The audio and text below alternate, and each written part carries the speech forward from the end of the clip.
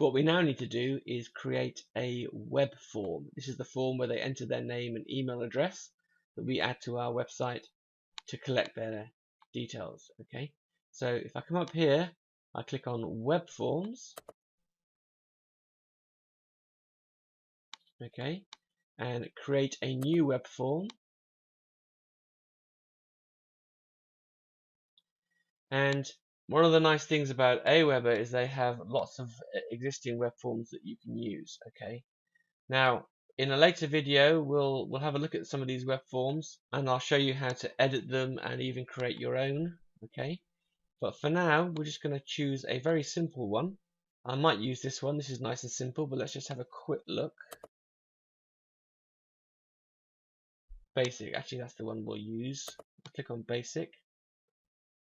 Sorry, so just to show you what happened there, I clicked on popular and I chose this basic one here. Okay, so I'm going to click on that. Load template. Okay, now if you leave this field here as just name, okay, some people might put their first name in, some people might put their surname in, some people might put their first and surnames in, some people might put Mr. Smith.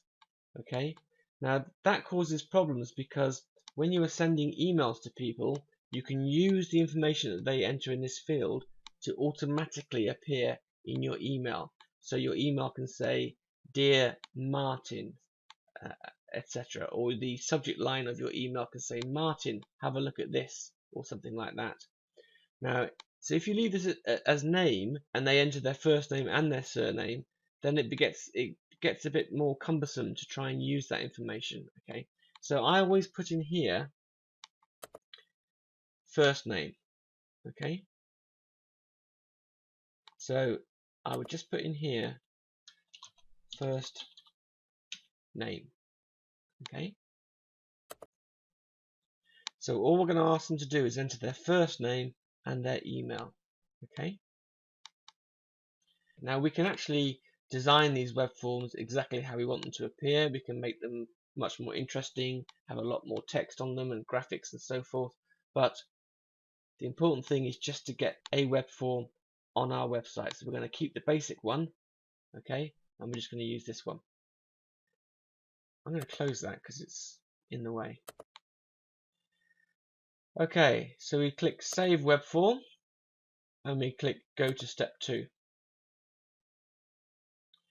Now again it says form name. I would put in here something that identifies it from other web forms that you might put on other sites. So I'm going to call this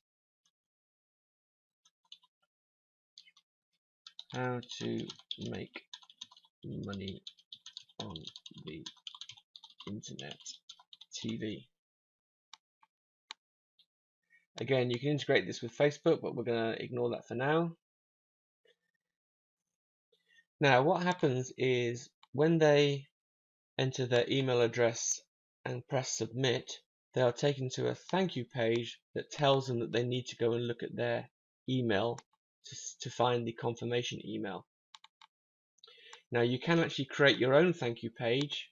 I would probably recommend that you do that, but that's something we'll look at in future.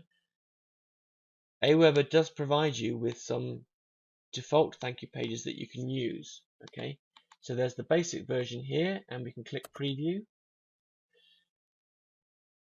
You're almost done. Activate your subscription. You've just been sent an email that contains a confirm link. In order to activate your subscription, check your email and click on the link in that email. You will not receive your subscription until you click that link to activate it.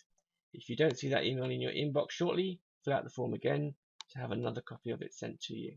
Okay, so that's their basic thank you page. Alternatively, you can have an audio version. In a moment, you will receive an email message asking you to confirm your email address and activate your subscription.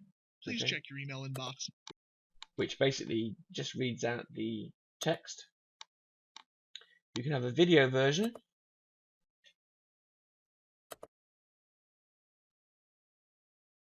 Please check your inbox now to confirm your subscription. Or you can have your own custom page, and basically you would create the page and enter the URL of that page in here. Okay, but we won't bother doing that at this stage. So I'm going to go with the basic version. You can choose the audio or video version if you prefer. Now I'm going to click on open this in a new window. So basically, once they've opted in, that confirmation page will show up on their screen, but it won't close the opt-in page that they're on. So it won't close your website. It'll just open that other web page separately. So if they then close that other web page, they're still on your website. Okay. So I would tick that box there. And again, if they've already subscribed, you can use Aweber's automatic page that will just say you've already subscribed, or you can do your own custom page. Again, for now, let's leave it with the Aweber default page. Okay, there's some advanced settings here that we don't need to worry about at this stage. So let's save the web form and go to step 3. Okay, so it gives you 3 options here. I will install my form, my web designer will install my form, or have Aweber host my form. Okay, now what we're going to do is we're going to install the form ourselves. And you've got 2 choices. You've got the JavaScript snippet, which is this very short piece of code here, or you've got the raw HTML version, which is a lot more complicated. It's recommended that you use the JavaScript because if you come back at a later date and edit this web form, any changes you make will automatically be updated through the JavaScript that's on your website. If you use the raw HTML version, this HTML down here, if you edit your web form at a later date, you would need to copy the new HTML code and replace the code that's on your website. So it's more fiddly. So it's recommended that you use the JavaScript. Okay, so all we have to do is highlight that, copy it, and we're going to paste it into our website.